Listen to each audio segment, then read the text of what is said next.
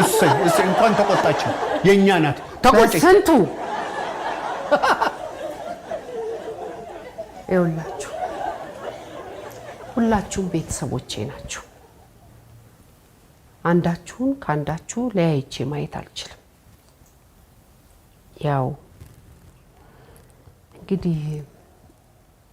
ጉዳዩ የምርጫ ከሆነ እኔ ከዚህ ቤት ንቅንቅ አልልም ምክንያቱም ጋሼ እናትዬ ካለኔ ማንንም የላቸው እንዴ ምን ነካሽ እኔ ትበል ነው ስለዚህ እኔ ከቤተሰቦቼ ውጪ የትም ንቅንቅ አልልም ያ ማለት ግን እነ ሂሩቴ ቤተሰቦቼ አይደላችሁ ማለት አይደለም ሂሩቴ አንቺ በፈለግሽን ጊዜ ሁሉ አለው ጥሪ እኔም እመጣለሁ እሺ አሰግድዬ ያሰገተ ግዴ በቃ